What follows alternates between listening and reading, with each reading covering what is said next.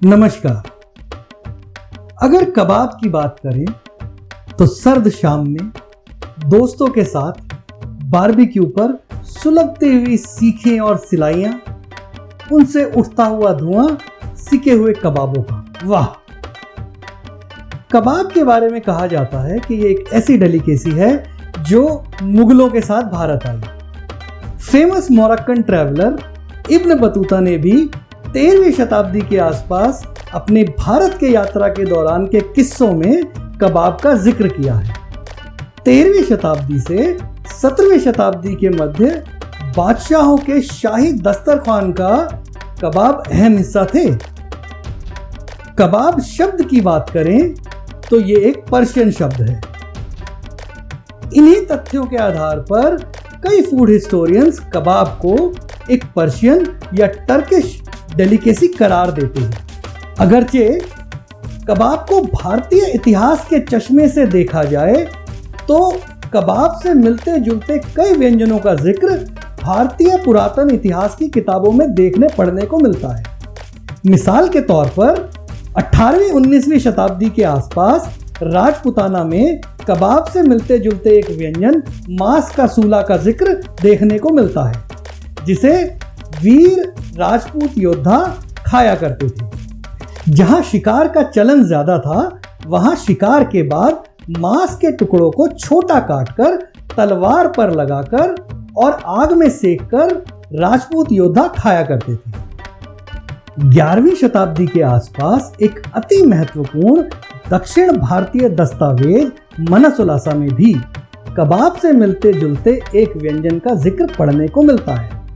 मनसोलासा को एक अति पुरातन कुकबुक के तौर पर भी देखा जाता है। भेड़ी त्रकम के नाम से एक कबाब से मिलते जुलते व्यंजन का जिक्र, जिसे गोट या लैम्ब के मांस को छोटे पीसेस में काटकर लोहे की सलाखों में पिरोकर और कोयले की आंच में तपाकर बनाया जाता था। ऐसा भी कहा जाता है कि लगभग 3री शताब्दी के आसपास जब सिकंदर महाराज पोरस से मिलने गया तो खाने में मांस को मैश करके बनाए गए एक व्यंजन को देखकर दंग रह गया, क्योंकि वो कबाब से काफी मिलता जुलता था।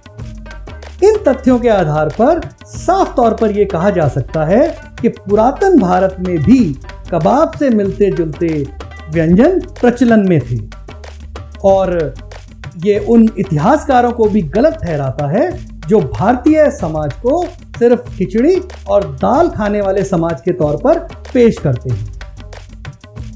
अगर एंशिएंट इंडियन लिटरेचर का सही तौर पर मुआयना किया जाए तो हमें कबाब से मिलते जुलते कई व्यंजन और उनके बनाने की विधि का जिक्र साफ तौर पर पढ़ने को मिलता है। कुछ एंशिएंट इंडियन लिटरेचर में योद्धाओं द्वारा हिरण के शिकार और उसके बने व्यंजनों को पसंद करने के साक्ष्य भी साफ तौर पर देखे जा सकते हैं। इन सभी तथ्यों के मद्देनजर इस निष्कर्ष पर पहुंचा जा सकता है कि कबाब से मिलते जुलते कुछ व्यंजन अति प्राचीन भारतीय पाक कला का हिस्सा हो सकते हैं। हालांकि ये भी इतना ही सच है कि आज मॉडर्न इंडिया में मिलने वाली ज्यादातर कबाब की वैरायटीज, चाहे कलमी कबाब हो, काकौरी कबाब हो, गलौटी कबाब हो, ज्यादातर सभी वैरायटीज मुगलिया विधि से बनाई जाती हैं और काफी पसंद भी की जाती हैं। हालांकि मुगलिया विधि से बनाई गई इन सभी वैरायटीज को भारतीय मसाले सही फ्लेवर और सही रंग का आयाम देते हैं, और ऐसा हम भारतीय उपमहाद्वीप पर मिलने वाली कबाब की वैरायटीज को दूसरे देशों में मिलने वाली कबाब की वैरायटीज से कंपेयर करके साफ तौर पर कह सकते हैं। फिर चाहे टर्किश कैक कबाब हो, पर्शियन जूस कबाब हो, या कबाबे बर्ग हो, या फिर लेबनीज शीश तबूक हो, भारतीय मुगलिया विधि से बनाए गए कबाब सबसे ज्यादा पसंद किए जाते हैं, क्योंकि भारतीय मसालों का एक अमेजिंग फ्यूजन इन्हें गजब का फ्लेवर और रंग का माहौल देता है, जो इसकी खुसूसियत भी है। बनिस्बत इसके दूसरे देशों में मिलने वाले कबाब की वैरायटीज काफी हद तक ब्लैंड हैं। तो आइए कबाब की एक सीख पर इसके शानदार पस मंजर का मजा लेते हैं। शुक्रिया।